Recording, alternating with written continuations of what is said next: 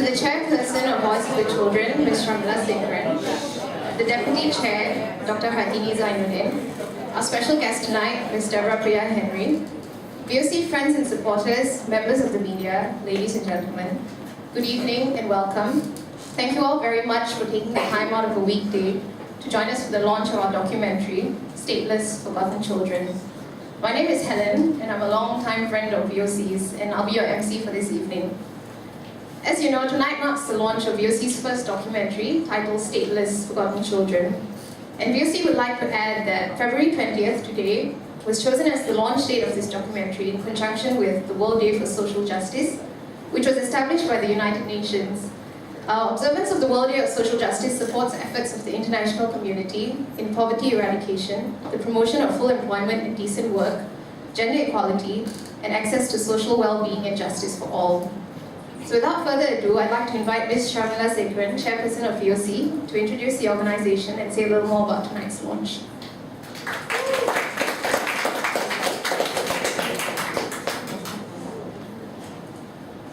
Good evening, friends. I'm at a loss to see so many of you here. I'm really, really grateful that so many of you have taken out time from your busy schedules to be with us to support VOC and the launch of this, our first documentary. VOC started about in 2008, 5 years ago. And at the heart of the inception of VOC was the issue of statelessness.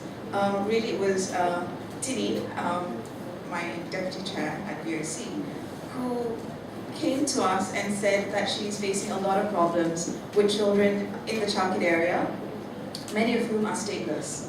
And she just couldn't help them. She didn't know what to do to help them. And she was desperate to find a solution. So 5 of us friends got together and VOC was born.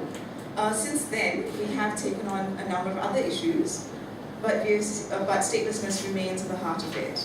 And we're really hoping that the launch of this documentary and our use of it to raise awareness on the issue, not just with the public but also with the government, will give us a solution to this problem, a solution which is very much needed.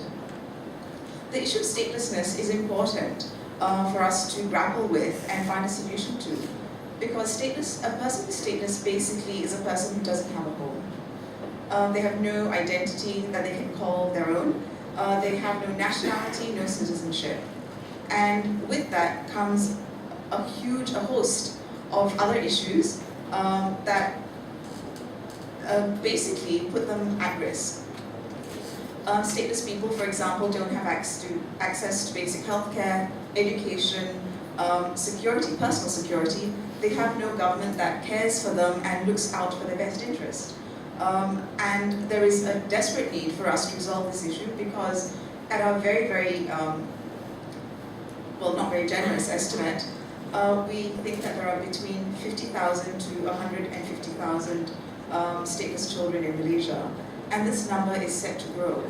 And when it does, it will be a volcanic issue, one that we will find very, very hard to deal with if we haven't started grappling with the issues and finding a solution to them.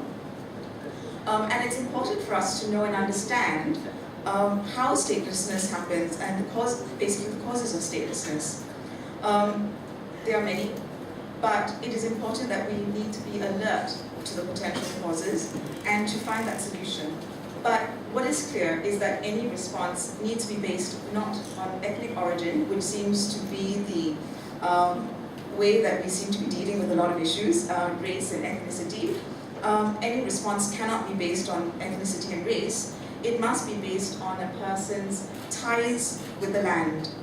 We need to be able to identify how it is that they came to be in Malaysia, how long they've been in Malaysia, for example, whether they have other family members here, and with that, put them on a path towards obtaining citizenship. There are different ways that we can articulate and advocate for these people, but it needs to be a concerted effort.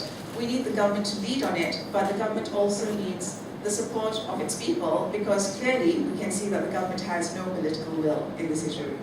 And it is something that we, the public, the citizens of Malaysia need to tell them, if you don't take care of this issue, if you don't resolve this issue, it is going to cause a host of problems which are economic in nature, social.